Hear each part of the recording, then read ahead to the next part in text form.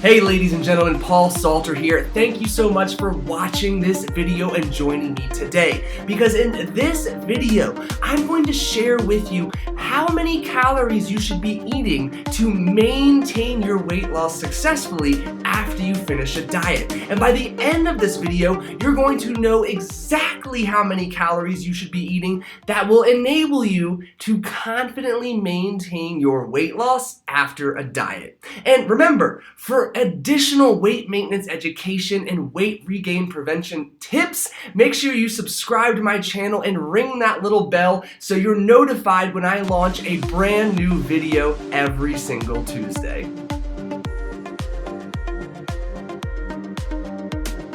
It's no secret that the number of calories you eat per day at the very end of your diet is the furthest thing from sustainable. So if you do in fact want to maintain your weight loss, you need to increase the number of calories you're eating per day to an amount that is sustainable and makes you feel really good. Now, it is important to note that as you navigate a post-diet weight maintenance phase, you should make several gradual increases in the number of calories you're eating per day. But that's for a different video discussion. Now, there are three variables that you need to be aware of when going about figuring out your new maintenance calorie intake.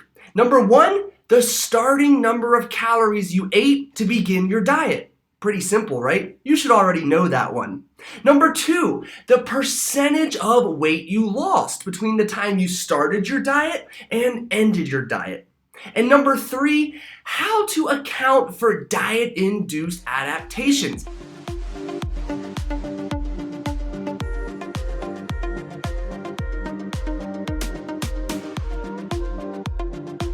And once you have each specific number and piece of information for the three variables I discussed, well, it's just a simple math problem to determine your ultimate new maintenance calorie intake.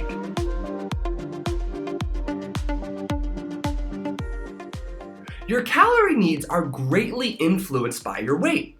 So it makes sense that after you lose a significant amount of weight, the number of calories you need to eat per day to maintain that weight loss differs drastically compared to the number of calories you were eating to maintain your weight before you started dieting. Now, to figure out the percentage of weight you lost, simply follow the steps I outlined in the following segment of this video. First, write down your starting weight. Second, write down your end of diet weight. Then, you'll want to note the difference between the two. In the example you see on screen, you'll see that 150 minus 135 gives us a difference of 15 pounds. Now, to find the percentage of weight lost throughout your dieting phase, you're simply going to take the weight you lost, or 15 pounds in this example, and divide it by your starting weight, which was 150 pounds in this example. So, from our example on screen, you'll see that 15 divided by 150 gives us a difference of 10%, or you lost 10% of your weight during your most recent dieting phase. Hold on to this number because we're going to come back to it in a bit. But first, let's discuss the second most important variable that you need to be aware of to determine your ultimate new maintenance calorie intake.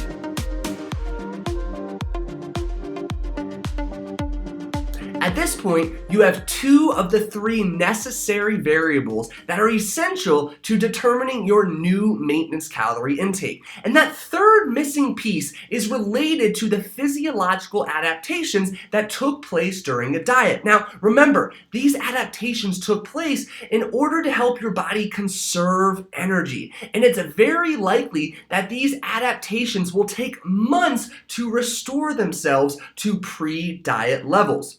So in order to account for the residual effect of these physiological adaptations, I like to use a whole number of 5% to represent the residual effects that you will experience. Now, Don't worry, this 5% number will make more sense in just a few seconds. Keep watching to finally learn how to put together your new maintenance calorie intake.